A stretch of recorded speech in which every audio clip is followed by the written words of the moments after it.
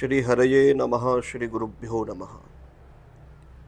स्थूल रूप के आरोपण के पश्चात सूक्ष्म रूप की चर्चा करते हुए कहते हैं, अतः परम यद अव्यक्तम अव्यूढ़ गुण व्यूहितम अदृष्टाश्रुत वस्तुत्वात् सजीवो यद पुनर्भवः।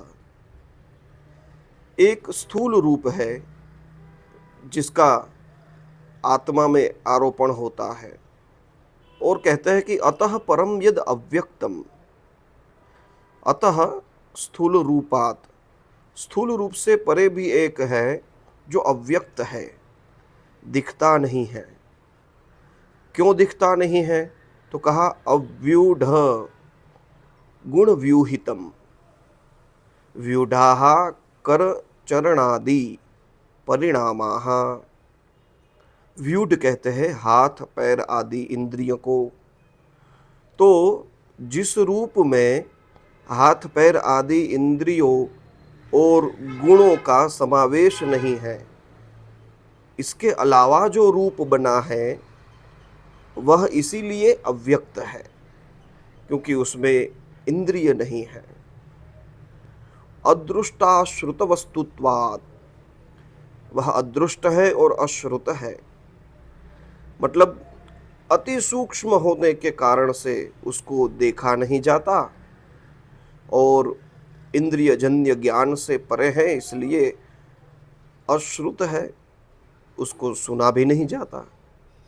इंद्र आदि शब्दों के द्वारा जैसे हम देवताओं को भी पहचान लेते हैं, किंतु इस सूक्ष्म शरीर को पहचान नहीं पाते।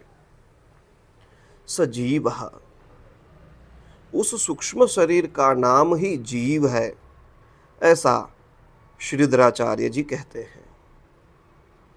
यह सूक्ष्म शरीर भी आत्मा में आरोपित ही किया गया है। तब प्रश्न उठता है कि भाई स्थूल रूप का तो आरोपण हुआ है, तो फिर उससे अलग इस सूक्ष्म शरीर के आरोपण की क्या आवश्यकता है?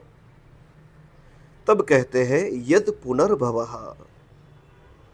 स्थूल रूप तो जैसे ही पंच महाभूत अपने तत्वों में विलीन हो गए तो वह शरीर छूट गया, लेकिन यह जो सूक्ष्म शरीर है वह हमारे पुनर्जन्म का कारण बनता है और अति सूक्ष्म होने के कारण से इसको जीव नाम की उपाधि दी गई है। जय श्री कृष्ण।